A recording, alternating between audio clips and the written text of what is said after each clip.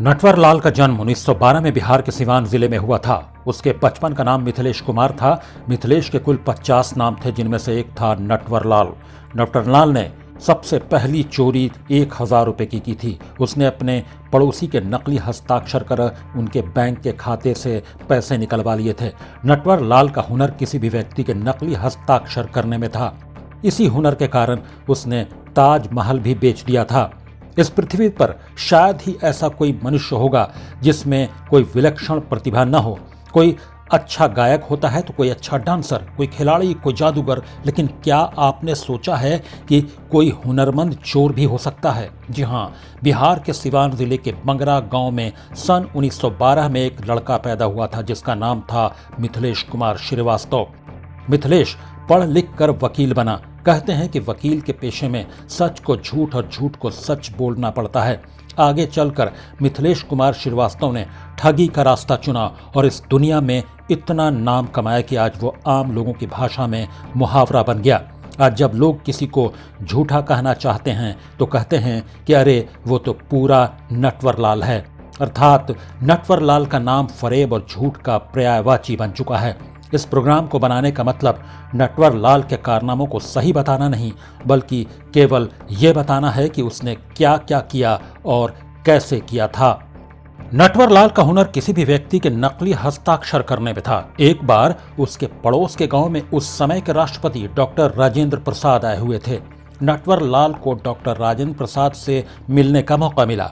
नटवर लाल ने उनके सामने भी अपने हुनर का प्रदर्शन किया और राष्ट्रपति के भी हूबहू हस्ताक्षर करके सबको हैरान कर दिया। नटवर लाल ने राष्ट्रपति से कहा कि यदि आप एक बार कहें तो मैं भारत के ऊपर विदेशियों का पूरा कर्ज चुका सकता हूं और वापस कर उन्हें भारत का कर्जदार बना सकता हूं। डॉक्टर राजेंद्र प्रसाद भी नटवर लाल की प्रतिभा से काफी प्रभावित हुए। नटवर लाल से उन्होंने कहा कि तुम बहुत प्रतिभावान हो, इसका उपयोग सकारात्मक कामों में करो और नौकरी दिलाने के लिए साथ चलने को कहा। लेकिन नटवर को यह ऑफर पसंद नहीं आया, वो क्योंकि उसके पास तो जादुई चिराग था, राष्ट्रपति के हस्ताक्षर। बस यहीं से नटवर लाल के बड़े कारनामों का सिलसिला शुरू हुआ।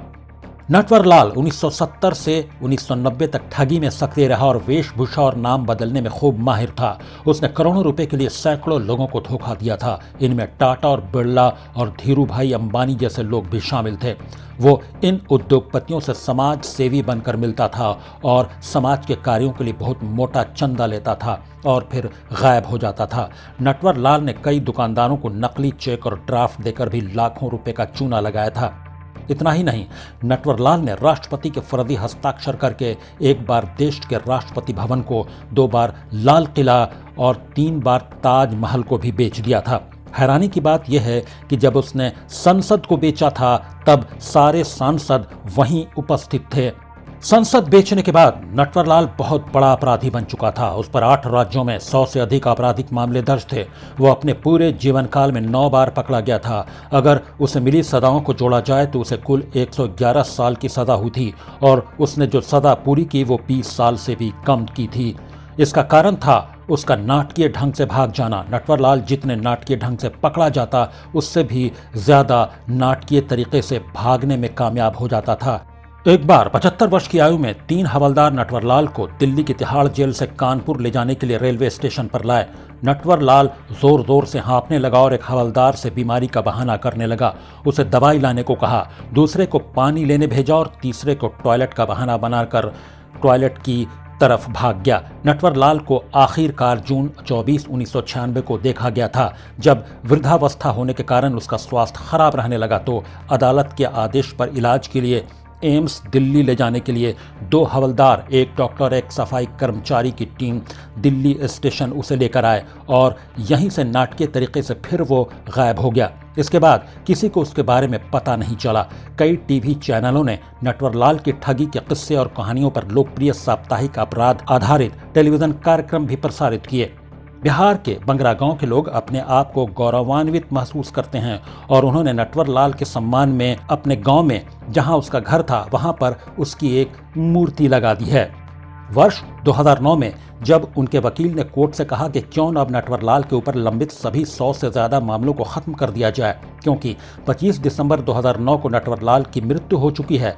इस पर नटवरलाल के भाई ने विरोध करते हुए कहा कि उनके ऊपर तो सभी केस 14 साल पहले ही खत्म कर दिए जाने चाहिए थे, क्योंकि उन्होंने खुद अपने भाई का अंतिम संस्कार 1996 में कर दिया था।